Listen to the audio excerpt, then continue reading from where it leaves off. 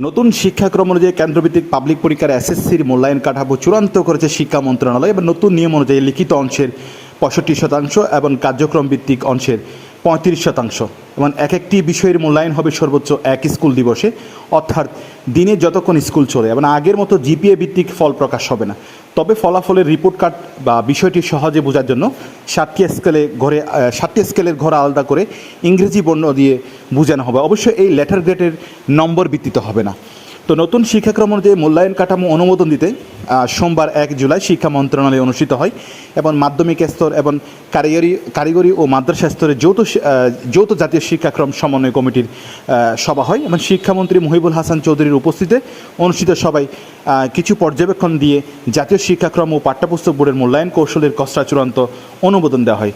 এখন কার্যপত্র লেখা হলে সেই অনুযায়ী মূল্যায়ন কাঠামোর বিষয়টি সবাইকে জানিয়ে দেওয়া হবে।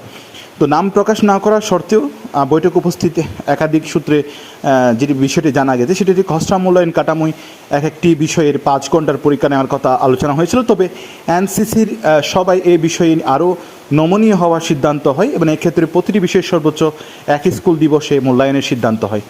নতুন কাঠামোর খসড়ায় বলা হয়েছে শিক্ষার্থীর নির্ধারিত পারদর্শিতার অনুযায়ী 7টি স্কেল বা সূচকে ফল বা রিপোর্ট কার্ড প্রকাশ করা হবে এবং এই 7টি স্কেলের নাম হবে অনন্য, অর্জনমুখী, অগ্রগামী, সক্রিয়, অনুসন্ধানী, বিকশমান ও প্রারম্ভিক। যেমন সর্বোচ্চ স্কেলে অনন্য বলতে বোঝানো হবে শিক্ষার্থী সব বিষয়ে পারদর্শিতার চূড়ান্ত স্তর অর্জন করেছে।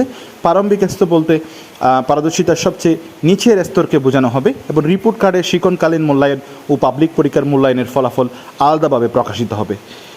এতদিন আলোচনা হয়েছিল এই 7টি স্কেলের ঘর ভরাট অনুযায়ী ফলাফল বোঝানো হবে, এখন সেটি না করে ইংরেজি বর্ণ দিয়ে সেটি বোঝানো হবে। তবে এই লেটার গ্রেডের এখনকার মতো নম্বর ভিত্তিক হবে না, পারদর্শিতার স্তর অনুযায়ী এই লেটার গ্রেড হবে এবং মূলত অভিভাবক সহ মানুষের যাতে সহজেই ফলাফল বুঝতে পারে সেজন্য এটি যুক্ত করার সিদ্ধান্ত হয়েছে।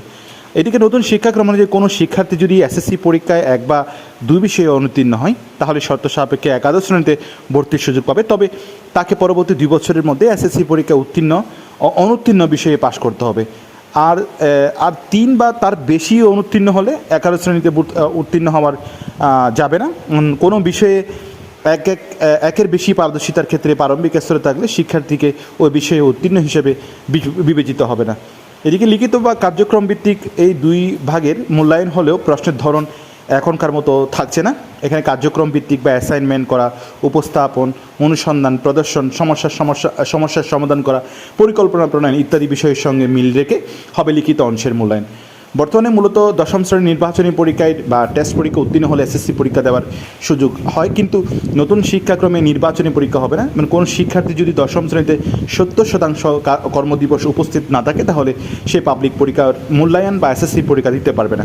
তো নতুন নিয়মে শুধু 10ম শ্রেণীর পাঠ্যসূচির ভিত্তিতে হবে এসএসসি পরীক্ষা এবং পদ্ধতিগত পরিবর্তন থাকলেও এখনকার মতো শিক্ষা বোর্ডগুলোর অধীনে এখনকার মতো কেন্দ্রভিত্তিক হবে এই মূল্যায়ন পরীক্ষা। Thank you very much.